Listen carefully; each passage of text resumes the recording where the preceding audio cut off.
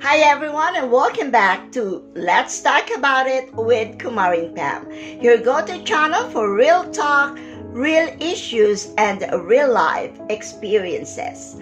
Today we're diving into an exciting and relatable topic: marrying someone from a different culture with different values and even from a different country. For those who don't know, I'm Filipino by birth and I'm now an Australian citizen. I've been happily married to my Australian husband and we've been together for 22 amazing years. So this episode is very close to my heart.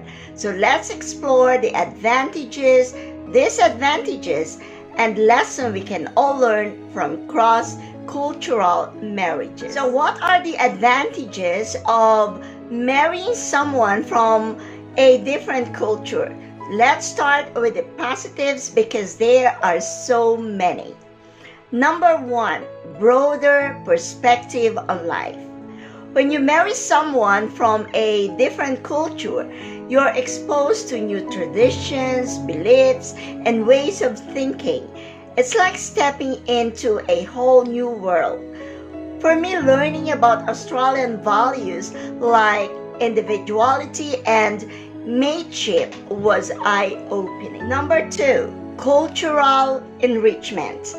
Combining cultures creates a unique family dynamic. You celebrate more holidays, enjoy diverse cuisines, and even develop your own traditions. For example, in our household, we celebrate both Christmas with a Filipino Noche Buena and a casual Aussie barbecue. Number three, personal growth. Navigating cultural differences teaches you patience, adaptability, and better communication.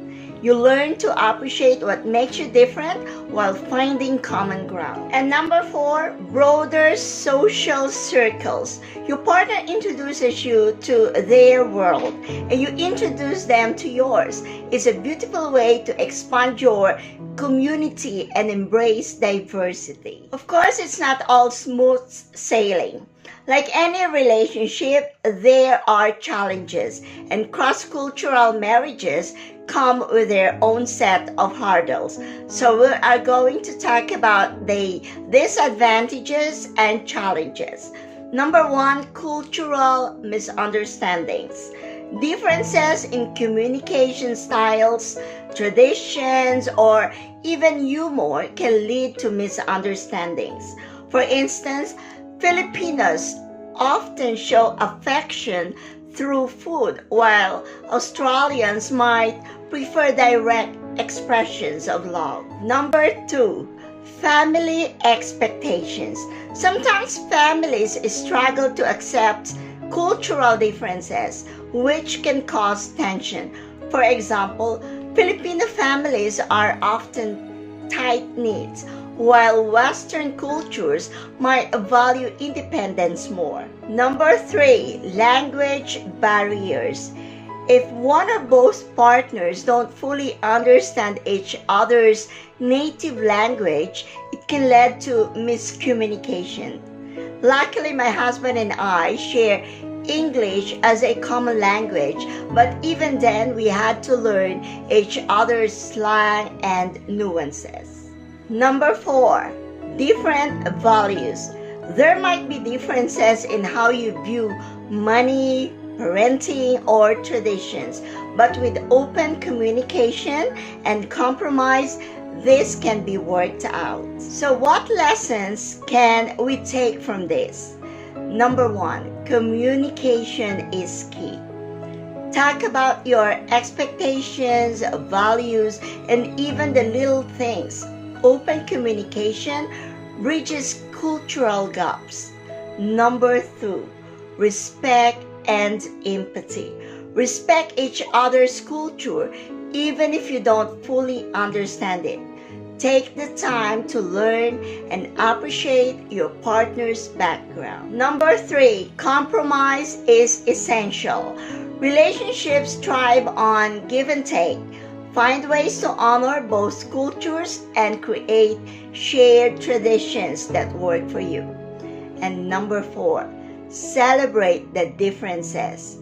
Instead of focusing on what sets you apart, celebrate the richness and diversity that comes with being from two different worlds. At the end of the day, marrying someone from a different culture can be a beautiful, enriching experience if you approach it with an open mind and heart. It's not always easy, but the rewards far outweigh the challenges. The biggest takeaway: love knows no boundaries.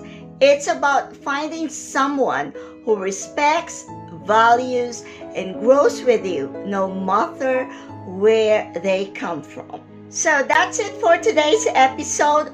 What about you? Are you in a cross-cultural marriage or relationship?